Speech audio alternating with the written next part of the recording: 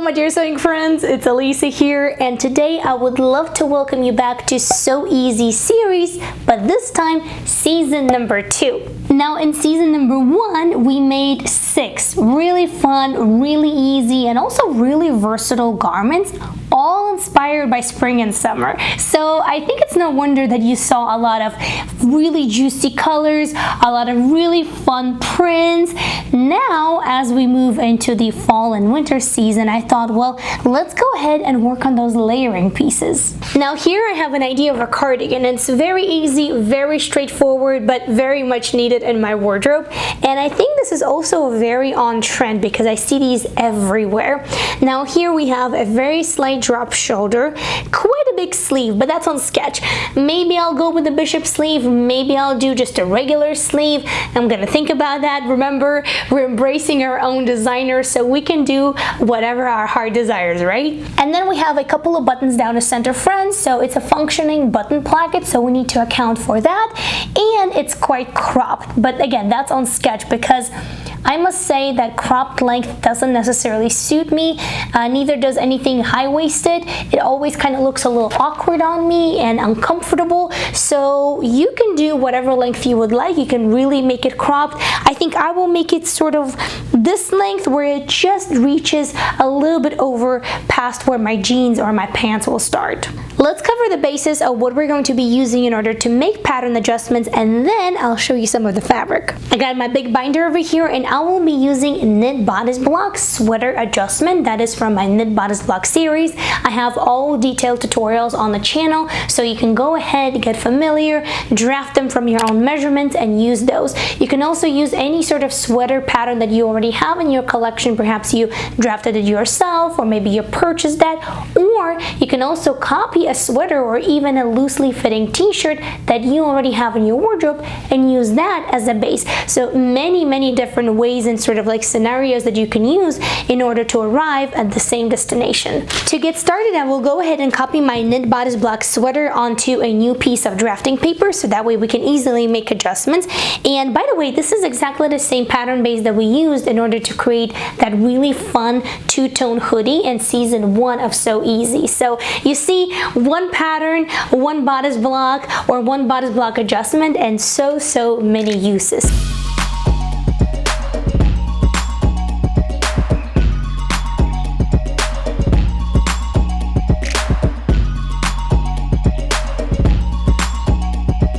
Once this is copied on a new piece of paper, let's go ahead and take a look at what fabric choices I have. I'm basically considering just a couple of options in these orange tones, but I wanted to show you a couple of other options, so that way if you have something in your stash, you can kind of go through that and imagine how would that look in the shape and the form of a cardigan. So the first one, of course, is this burnt orange sweater knit.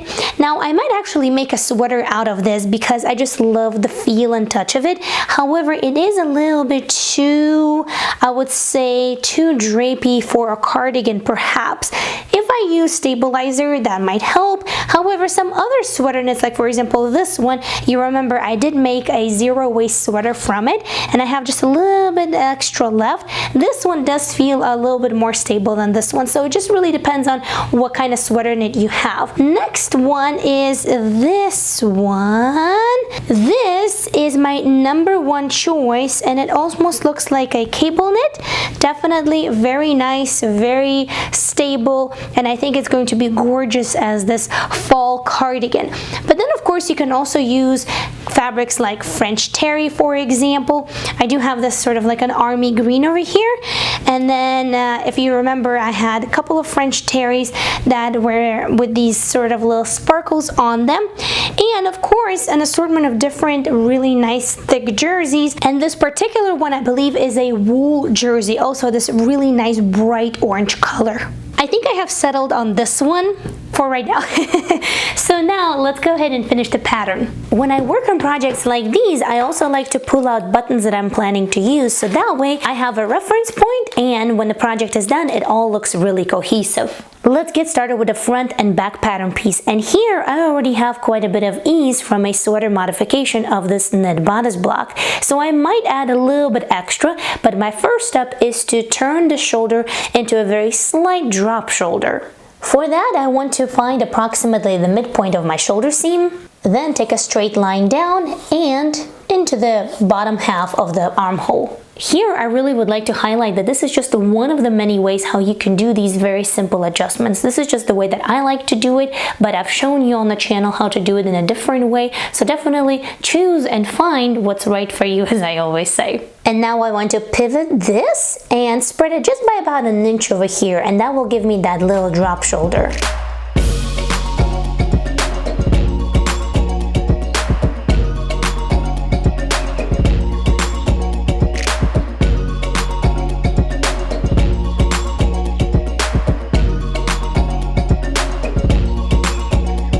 Now I just have to tidy up these lines a little bit and we'll be good to go.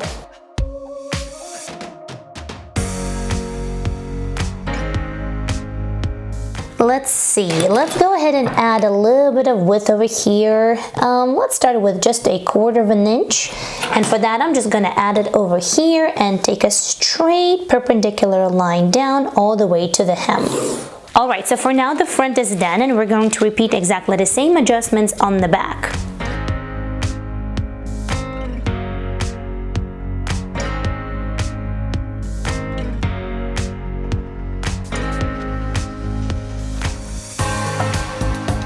Once these adjustments are done, I usually go ahead and double check that the shoulder seams match in length and that the side seams match in length as well. We will come back to the front pattern piece here in a second, but now let's take a look at the sleeve. Now, because I do have a drop shoulder in this cardigan, I also want to shorten the cap height. For that, I'm going to cut right here and to the both sides of the sleeve. Now I'm going to collapse the sleeve to achieve the result that I want. Now the original cap height was about 5.5 inches, so right now I'm aiming at about 3.5 inches, and that's why I have my ruler extended over here. Now here it's a little bit tricky because not only you need to collapse the sleeve, but also you need to take into the account the length of the armhole of the front and the back. Now because I'm working here with a knit bodice block and a slight drop shoulder, the length of the front and the back are actually the same, 9 inches each. So whenever I'm going to be working and reworking my sleeve, I just need to make sure that this curve and this curve after all of the modifications are still 9 inches each.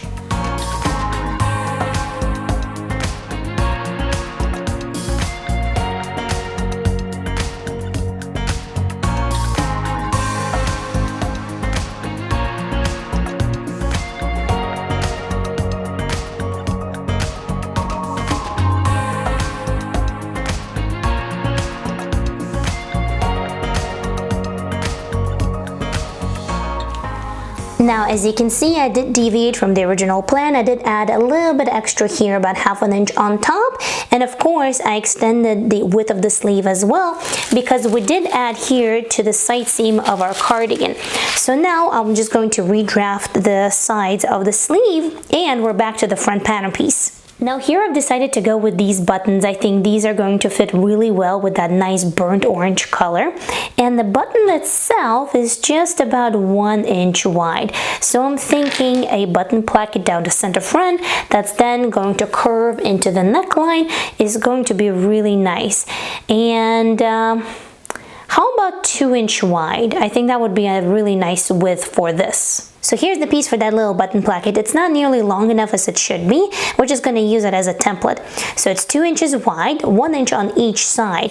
And we know that this line over here is the center front. So in order for us to make a button placket on one side and on the other side, so that way they overlap really nicely, we need to subtract 1/2 of the width. So from the center front, I'm going to take 1 inch in and then a straight line. And now I also want to curve this in, and here it's better if you don't curve in as much because once you cut out your pattern pieces, if you don't like the curve, you can always adjust it. So that's one of the reasons why I don't always cut the band right away. I actually construct the cardigan, and after I've done all of the adjustments, then I cut all of those pieces out. So here I think I'm going to leave the shoulder as is because I want that band to come around and sort of create a little collar. And here, let's see. Let's curve it in something like this. The last thing to do is to cut off this piece that we don't need. And of course, don't forget the direction of the stretch, which is really important, especially when you're working with sweater knits and cable knits, because a lot of times they only stretch one way and very, very little, if at all, the other way. So the direction of the stretch and all of the pieces are gonna go horizontally. And now let's cut the fabric. As I mentioned, I'm going to cut the front band, the band for the sleeve, and perhaps the bottom band as I construct my garment.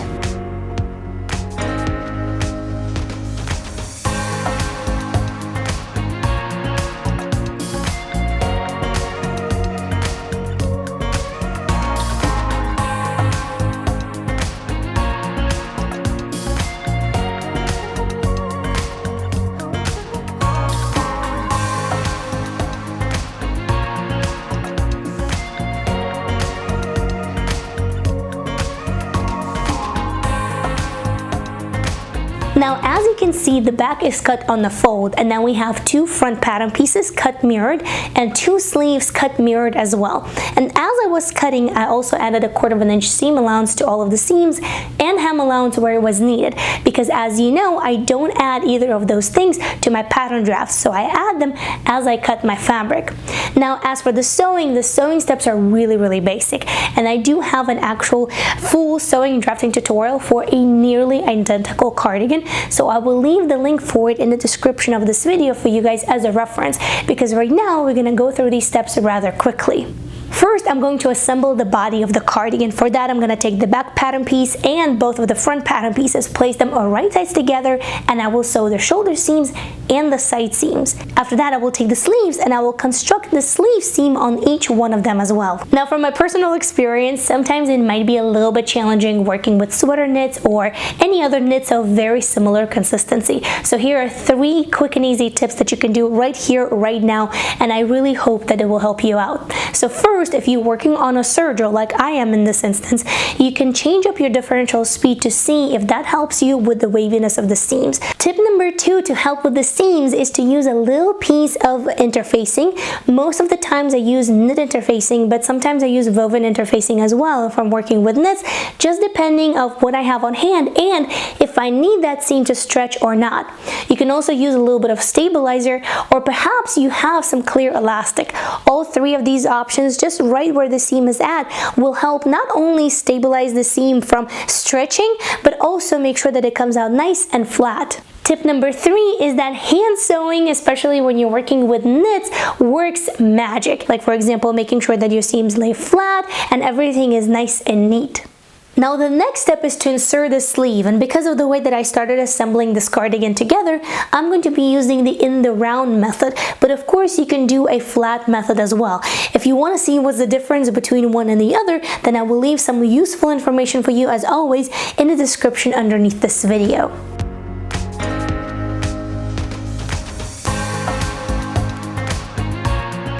Alright, so we're almost done. So here I have to determine where the hem is going to be, and if I'm going to add a band on the bottom or if I'm going to simply fold in like this. And I am leaning towards folding it in just because I think that it's a really nice and neat way how to finish it, but you can of course do it with a band as well. You know, it's just a matter of preference in this particular case. So I think I'm going to fold it in like this, and now I have to take a measuring tape from the bottom all the way and to the center of the back neckline.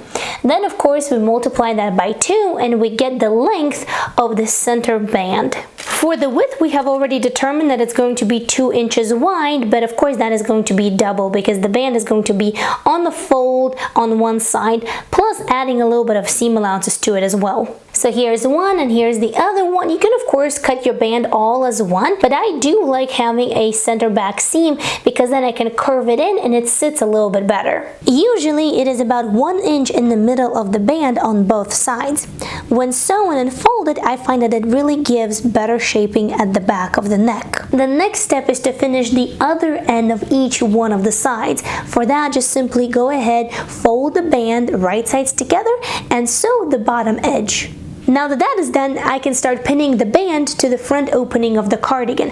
And I like to start at the center back. Here conveniently on the band, now we have a center back seam, and then you just determine where's the center back of your cardigan, and I start pinning it from the center back down one side and again from the center back down the other side. Usually when I work with lighter fabrics and thinner fabrics, I like to attach the band and fold in the bottom hem all in one go.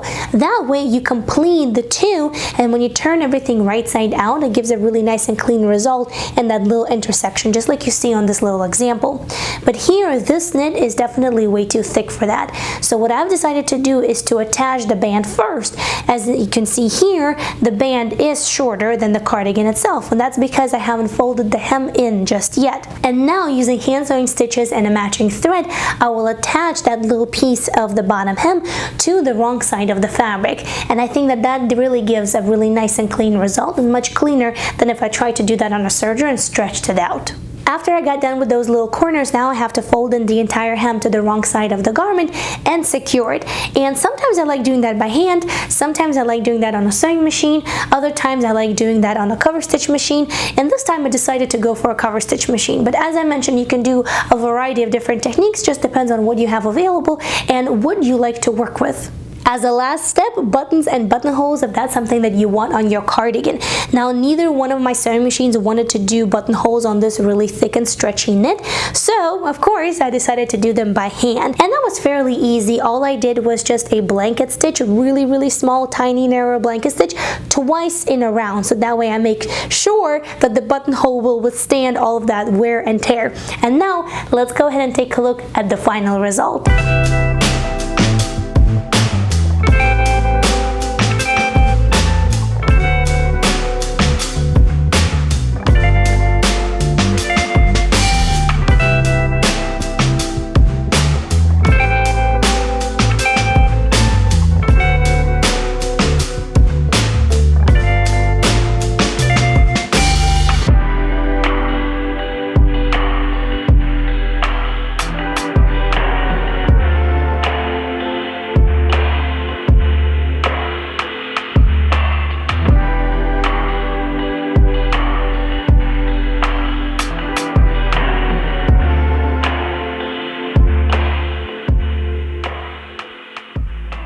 I am really happy with the way this cardigan turned out, and I tried to style it in a few different ways with what I already had at home to show you that it can be a more relaxed option, a more put together option, but overall a really versatile piece in your wardrobe. So I'm really happy that this is now a new addition to my fall winter wardrobe. And here I actually have two more cardigans. So if you are a member of this channel, first of all, thank you so much for your support, and do tune in for this week's Members Extra, because we're going to take a look at all three cardigans together. This one is a dolman sleeve and this one is a raglan sleeve, so we're going to discuss that. If you need more ideas for fall and winter, click on the video right over here, and I'll see you very soon. Bye!